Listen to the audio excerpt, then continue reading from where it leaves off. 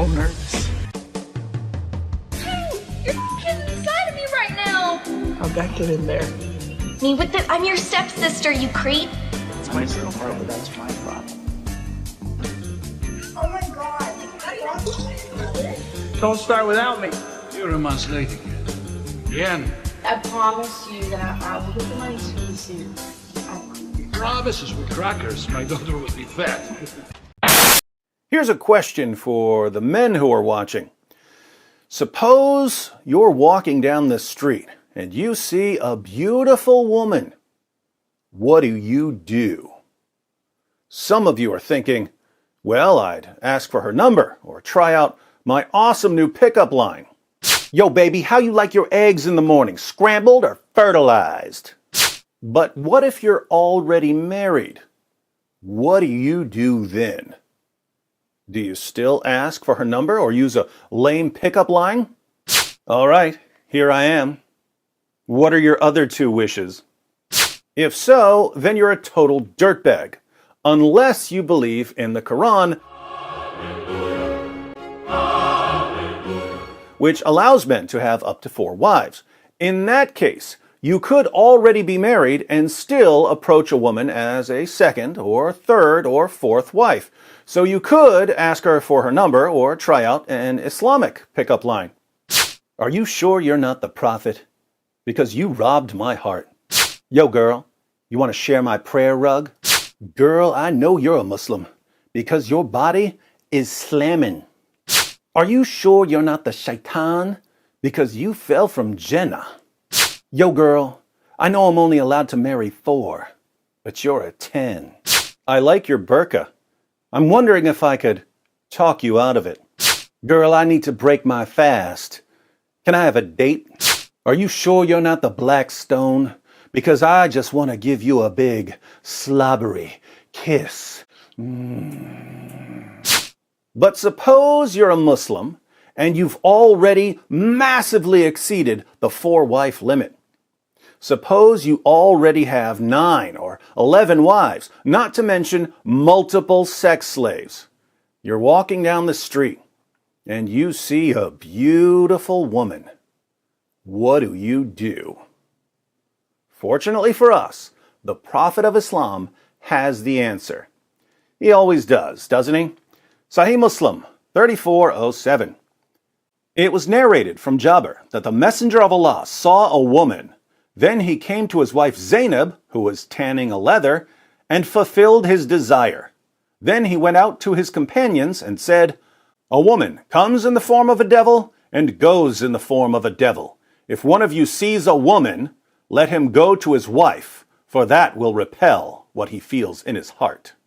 Now, what does Muhammad mean when he says that having sex with his wife will repel what he feels in his heart?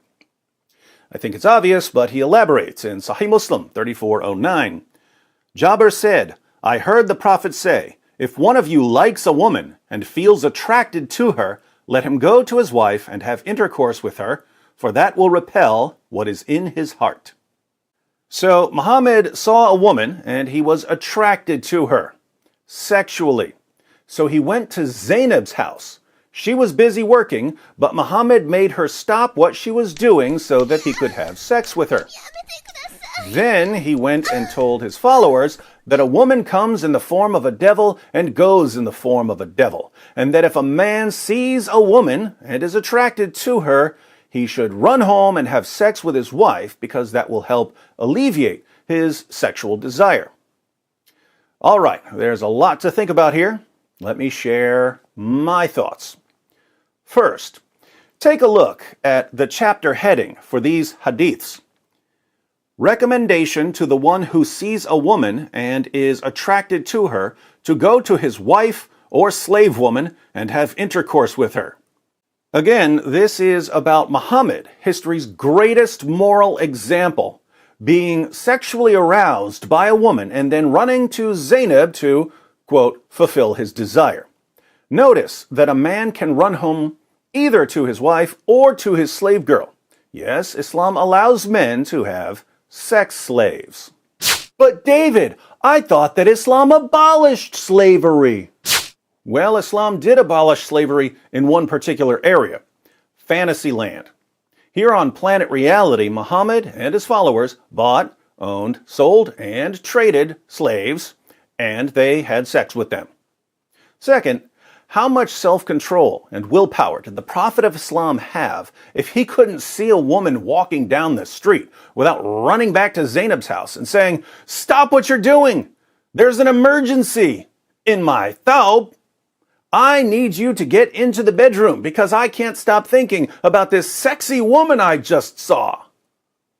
To be fair, I think that if you don't have much self-control or willpower and you become sexually aroused while running some errands, you should go to your wife instead of sitting around obsessing over the woman you saw. But think about this. How many women do you walk by every day? Probably a lot. Do you have to run home every time you see a woman?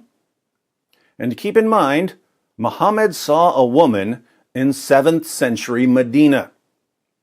She would have been dressed pretty conservatively, but Muhammad still couldn't control himself. This means, of course, that you and I, and pretty much everyone we know, have far, far more self-control, sexual self-control, than the greatest man who ever lived. Third, on this particular occasion, notice which house Muhammad went to. He went to Zainab to fulfill his desire. Who was Zainab? Zainab was the former wife of Muhammad's adopted son, Zayd. One day, when Muhammad went to visit his adopted son, Zayd, he was greeted by Zayd's wife, Zainab, who was wearing very little clothing. What happened next? We read in the History of At-Tabari, Volume 8, page 2, "She jumped up in haste and excited the admiration of the messenger of God, so that he turned away murmuring something that could scarcely be understood. However, he did say overtly, 'Glory be to God the Almighty! Glory be to God who causes hearts to turn!'" What do you think the narrator means when he says that Zainab excited the admiration of Muhammad? Long story short, Muhammad's adopted son Zayd heard that his adopted father/prophet was lusting after his wife, so he divorced her so that Muhammad could have her. People complained about Muhammad marrying the wife of his own adopted son, so Muhammad abolished adoption in Islam. What a prophet. Putting all of this together, Muhammad saw a woman walking down the street, and he started lusting after her. So he ran to the house of Zainab, a woman he married after breaking up her marriage by lusting after her. Wow. No wonder Allah says in Surah 33, verse 21 of the Quran, that Muhammad is a wonderful pattern of conduct. He sure sounds like one.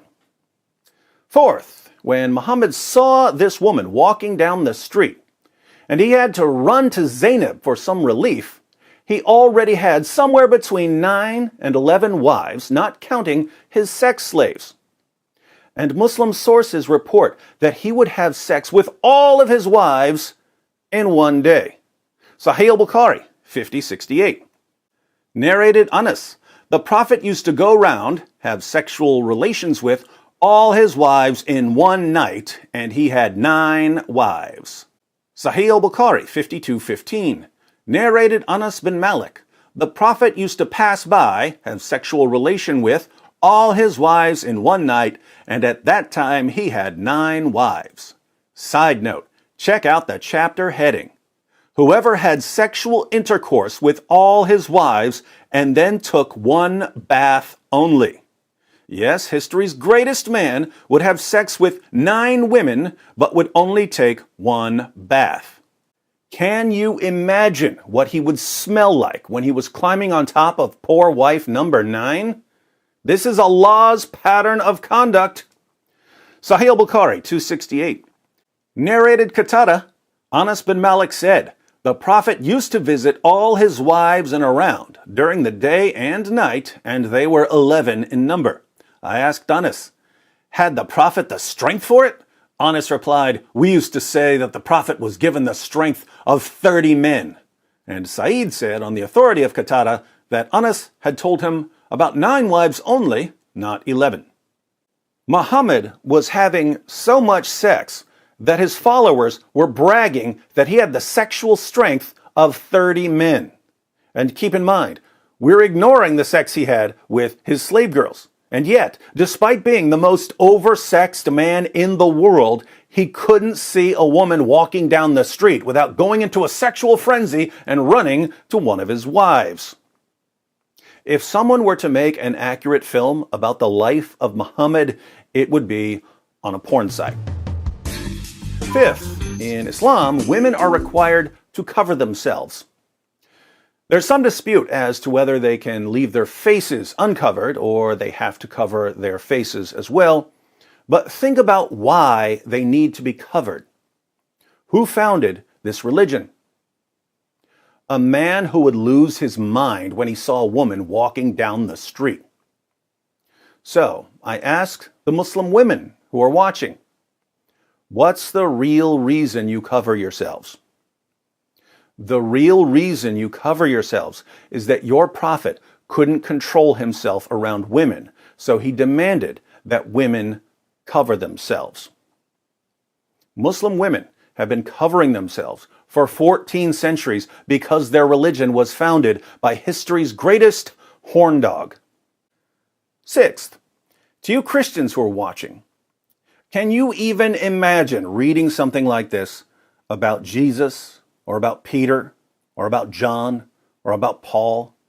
Can you even imagine having to read about Jesus seeing a woman and then having to run to have sex with another woman and then saying that women are devils?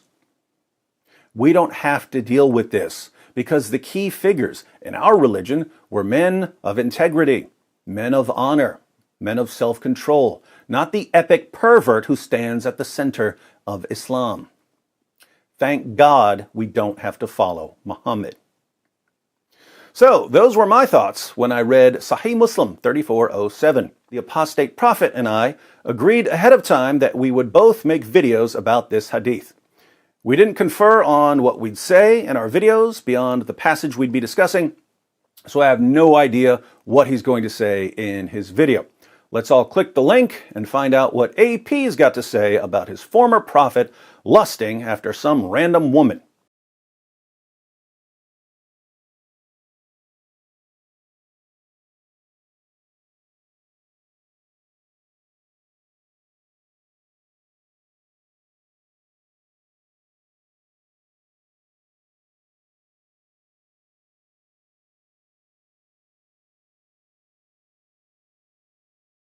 Imagine you're an old man, walking outside in the street, minding your own business. You're trying to enjoy the day, which is already hard because for some reason you were born in the middle of the desert in the 7th century and have to take the heat every day. No wonder you come up with very messed up things during the day like, oh, I communicate with this angel every day that brings me messages from Allah, and Allah also gives me dreams about little girls that I could possibly marry. Anyways, you're walking outside and then you suddenly see a woman who also just happens to walk outside minding her own business. Her sight immediately troubles you. You feel like you need to have sex with this woman there because that's what women are there for, right? How could this woman just be walking out there and arousing you with her existence? She's almost like the devil. So you shake yourself and go home. Self-control is pretty hard for someone like you. You find one of your 9 wives busy tanning leather. You find her particularly attractive and implicitly expressed your interest in her when she was married to your adopted son, who even divorced her so you could marry her, because you are the holy prophet,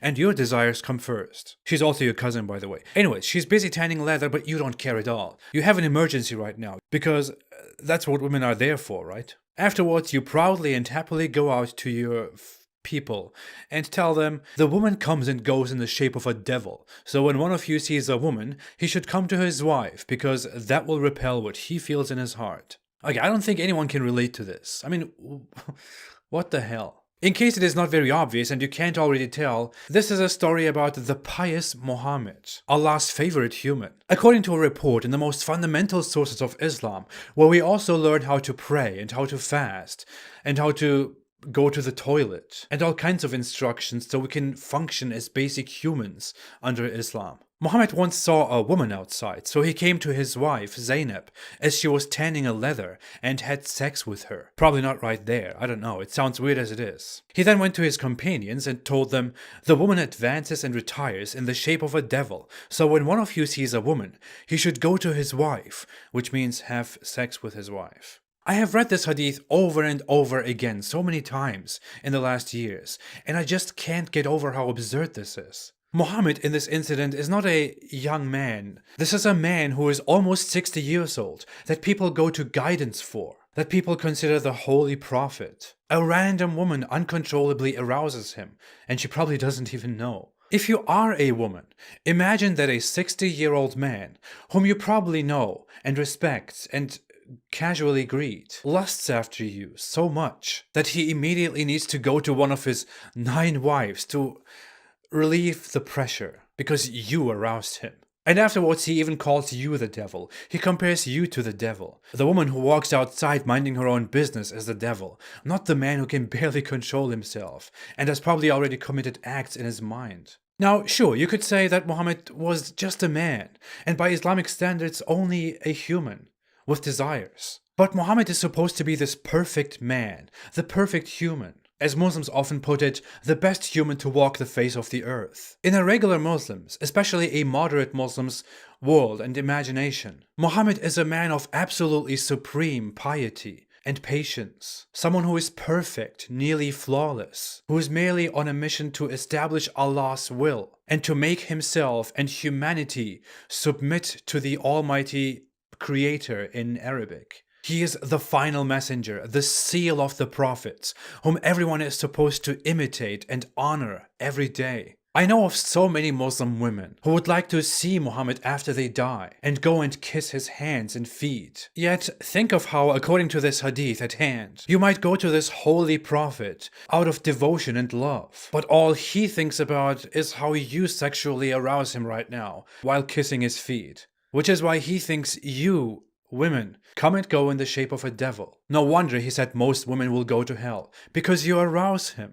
As a pious Muslim woman, as it is very common, you might want to dream of the Holy Prophet Muhammad and consider this a huge event, a blessing in your life. When in return, the theme of Muhammad's dream about you would be something quite different if we look at this hadith. I know so many people, including myself, and I don't think this is something special. I rather think this is normal, who don't lose it when they see a woman outside. In fact, it is entirely normal that we interact with the opposite sex every day in modern societies, and don't constantly fantasize about screwing your neighbor, and humping your colleagues, and getting it on with random women at the grocery store. And when we go home, squeeze it out with our wives, our only wives. Because that's what women are there for, right? We would consider a person, as Muhammad is described in this hadith, as a troubled individual. It sounds to me very much like Muhammad suffered from hypersexuality, which we in a modern society treat as a medical condition